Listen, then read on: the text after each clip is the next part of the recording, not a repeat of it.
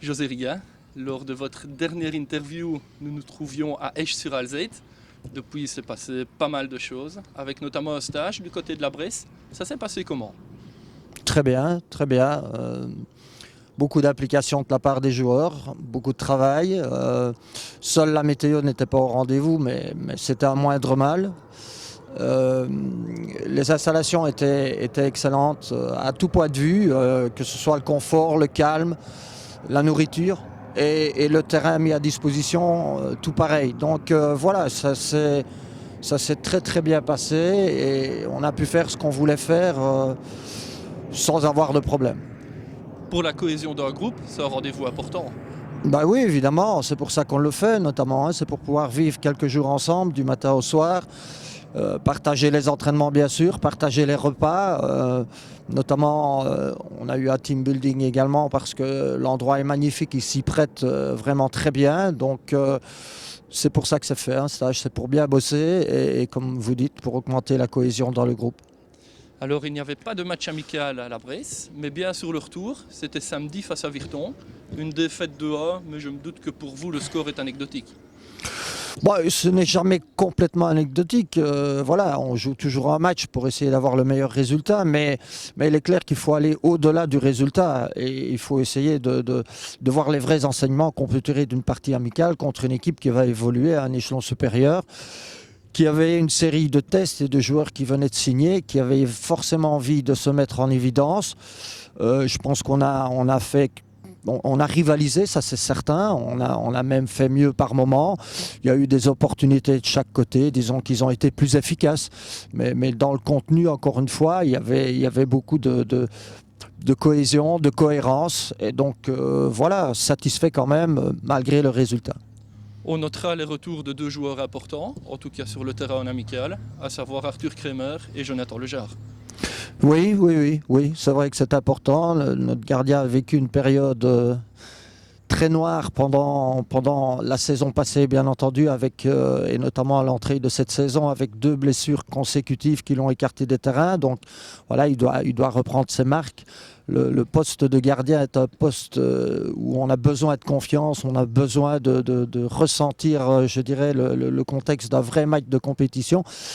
Et donc voilà, c'est bien. Et Jonathan, bah oui, il avait fait la passe sur les premiers matchs et puis il apporte maintenant sa contribution puisqu'il est de plus en plus fit. 3 jours plus tard, le rendez-vous était fixé à Louvain.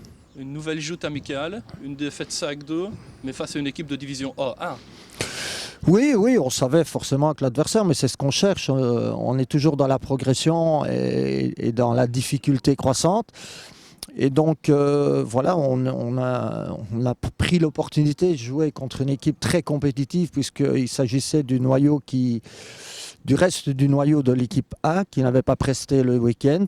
Bon, connaissant Marc Brace, l'accord a été vite trouvé pour un match amical et c'est vrai que c'était un match avec énormément de rythme, de tempo, d'intensité. Et je dirais que voilà, on a oublié d'être efficace parce qu'on a la première occasion, on en a même 2 avant qui ne marquent. Et voilà, il y a aussi dans ce contexte-là des buts évitables. Mais en tous les cas, sur ce qu'on a montré sur cette première mi-temps, c'était de nouveau très cohérent avec un tempo très élevé. Donc c'est bien, il faut qu'on retrouve une efficacité à la fois offensive et défensive. C'est les 2 secteurs les plus importants et voilà, je pense que ça se fera aussi par la signature de nouveaux joueurs qui viendront renforcer ces 2 secteurs-là. Toute cette préparation nous amène au premier match officiel. Enfin, c'est ce dimanche à Dixmude. Coup d'envoi à 16h en Coupe de Belgique. La motivation, je me doute, est hors norme pour un tel rendez-vous. Hors norme, voilà, elle est là, elle est présente. On n'a pas envie de se louper pour une entrée en matière. Maintenant, la Coupe de Belgique a toujours ce côté surprenant, inattendu.